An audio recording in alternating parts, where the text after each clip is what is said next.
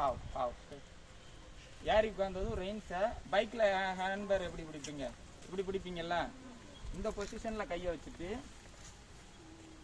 இப்படி பிடிக்கணும். உங்கள் கைக்குள்ளே ஒரு யூ நாட் இருக்கணும்.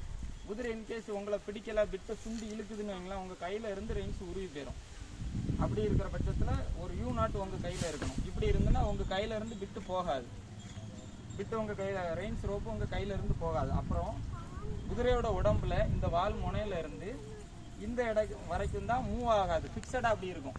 இதுக்கு முன்னாடி இருக்க கழுத்து இப்படி குனியும், நிமிரும், இப்படி வளையும், இப்படி வளையும். அப்படிங்கிற பட்சத்தில் நீங்கள் ரெயின்ஸை இப்படி வச்சுருந்தீங்கன்னு வைங்களேன், குதிரை சடனாக பிரேக் அடிக்குது, உடனே இதில் பிடிப்பீங்க, முன்ன கமந்து விழுந்துருவீங்க. அதனால உங்களோட கை எப்போதும் இந்த இடத்த தாண்டி முன்னாடி போகவே கூடாது.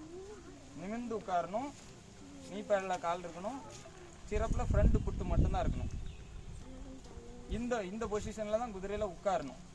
இந்த ரெயின்ஸை வந்து எப்படி பிடிக்கணும்னா, தெரியுதா, தொய்வே இருக்கக்கூடாது, இப்படி தொஞ்சி கிடக்கக்கூடாது. ரெயின்ஸு லைட்டாக, அதே நேரத்தில் இழுக்கும் போது தான் டைட்டு கொடுக்கணும், கரெக்ட் கண்டிஷனில் வச்சுருக்கணும். நல்லா தெளிவாக பார்த்துக்கிட்டீங்கல்ல. ஏறும்போது ரெயின்ஸை லேசாக திருப்பிக்கணும், ஏறி உட்காந்தோன்னா சேடில் ஃபுல் செட்டப் கரெக்டாக வச்சுக்கணும்.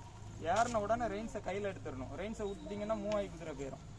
அப்புறம் இந்த குதிரைக்கு கமாண்ட், மூவிங் கமாண்ட் வந்து கிளிக் சவுண்டு. கல்யாணி, இதுதான் இந்த குதிரையோட மூவிங் கமாண்ட்.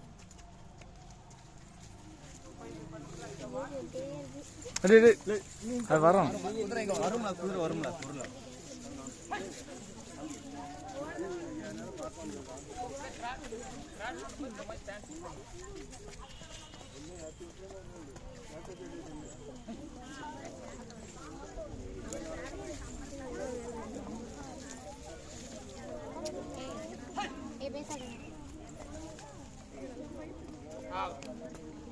ஆவுன்னு சொல்லி 2 ரெயின்ஸையும் ஒரே மாதிரி பிடிச்சா குதிரை நிற்கும்.